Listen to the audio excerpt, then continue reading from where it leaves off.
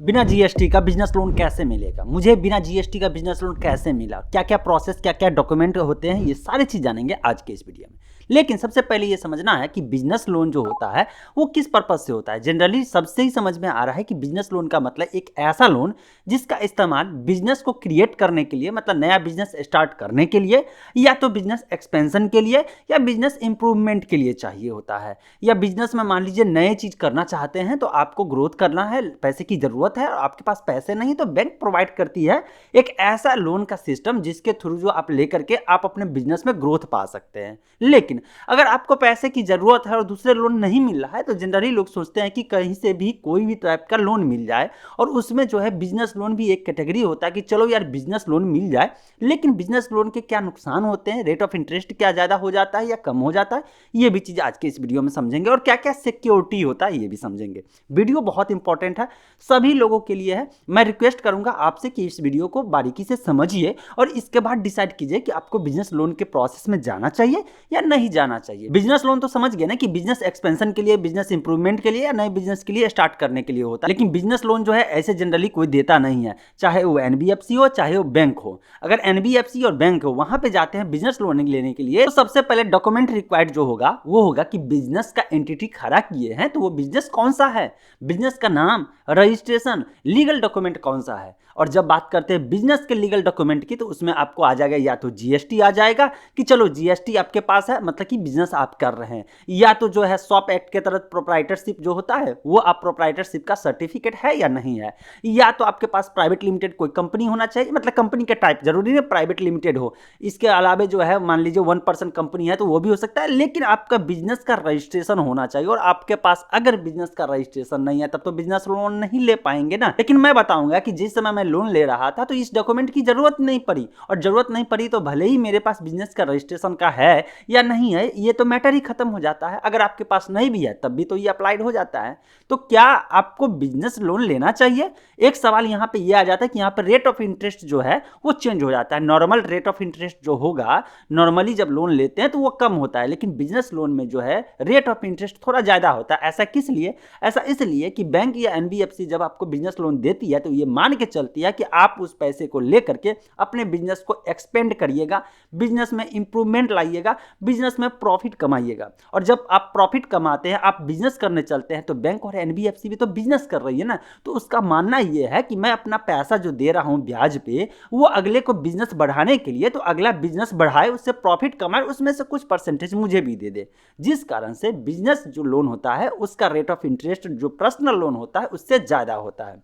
तो अगर आप इससे ओके हैं कि चलो यार रेट ऑफ इंटरेस्ट मुझे 19-20% 24% तक भी मिल रहा है सालाना तो भी मैं रेडी हूं, तो कोई दिक्कत नहीं है, आप जा सकते हैं। और ज़रूरत जिसमें पड़ता है तो लोग 24% या 36% भी देने को रेडी हो जाते हैं और बाद में ज़रूरत खत्म हो जाता है और इसके बाद पैसे अगर रिटर्न करने में सक्षम है तो बड़ी खुशी होती है कि चलो यार मुझे एटलीस्ट समय पे पैसा मिल गया। लेकिन अगर आप दिमाग में ये बैठाए हुए हैं कि बहुत सस्ता लोन चाहिए तो बिजनेस लोन की तरफ नहीं जाइए। नेक्स्ट पॉइंट पे चलते हैं। जब बिजनेस लोन लेने चलते हैं तो जो एनबीएफसी और बैंक हो वो जो डॉक्यूमेंट रिक्वायरमेंट करेगी वो कहेगी कि आपका बिजनेस का रजिस्ट्रेशन, मतलब कि जैसे मैंने आपको बताया ना कि प्रोप्राइटरशिप हो, प्राइवेट लिमिटेड कंपनी हो, या मान लीजिए आपके पास जीएसटी हो तो ये चाहिए। इसके अलावा क्या चाहिए? इसके अलावा वो आईटीआर का डिमांड करेंगे कि आप जो बिजनेस कर रहे हैं तो टैक्स फाइल कर रहे हैं या नहीं कर रहे हैं, आपका जो है पर्सनल जो है इनकम कितना है, आपके पास पैसा है या नहीं है, आप पैसे को चुका पाएंगे या नहीं चुका पाएंगे, इसकी रिक्वायरमेंट होगी। इसके अलावा वो देखेंगे कि आप बिजनेस जो है कितने दिनों से कर रहे हैं। आगे मैं बताने वाला हूं कि बिना ये जो प्रूफ होता है बिना जीएसटी का कैसे लेंगे, लेकिन जनरली आप समझ लीजिए कि ये लोग देखेंगे कि आप बिजनेस को स्मूथली रन कर रहे हैं या नहीं कर रहे हैं, प्रॉफिट में आपका बिजनेस जा रहा है या नहीं जा रहा है। अगर नए बिजनेस स्टार्ट करना चाह रहे हैं तो आपके पास प्रॉपर जो है लाइसेंस है या नहीं है, अदरवाइज वो बिजनेस लोन क्यों देंगे, वो पर्सनल लोन देंगे। और जब पर्सनल लोन लेने जाएंगे तो वहां पे एक लफड़ा हो जाएगा।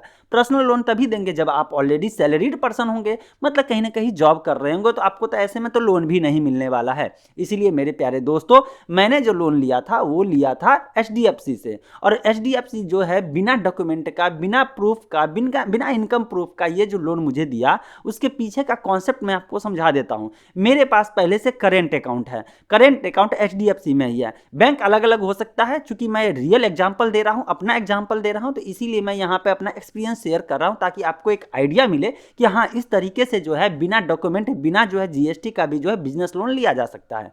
तो मेरे पास जब करेंट अकाउंट चल रहा था और इतने सालों से चल रहा था, मतलब 3-4 सालों से जो है ऑलरेडी एचडीएफसी में करेंट अकाउंट चल रहा है, इसका मतलब है कि बैंक वाले को पता है कि रेगुलर मंथली यहाँ पे पैसा आ रहा है, टर्नओवर चल रहा है, इसका मतलब ये बंदा जो है बिजनेस कर रहा है। और करेंट अकाउंट जनरली लोग तो ऐसे तो रखेगा ही नहीं, तो मेरे नाम पे ही करेंट अकाउंट है, तो उस अकाउंट से टर्नओवर हो रहा था, लेन देन चल रहा था इतने दिनों से, लेते लेते जो है बैंक के नज़र में मेरे अकाउंट पे जो है एक तरह से प्री ऑफर जो होता है, प्री अप्रूव्ड लोन वाला ऑफर, वो वहाँ पे अप्लाई कर दिया गया कि वो बिजनेस टाइप का जो अकाउंट होने के कारण वहाँ पे बिजनेस लोन का ऑफर दे दिया गया। पहले से जो है इतना चीज हो रहा है, टर्नओवर चल रहा है, तो बैंक वाले को लग गया कि मैं इतने अमाउंट तक इसको देता हूँ तो रिकवर बहुत ही आसानी से हो जाएगा, ये बंदा रिकवर करके दे देगा, मुझे किस्त भी चुका देगा और मुझे टेंशन लेने की जरूरत नहीं पड़ेगी।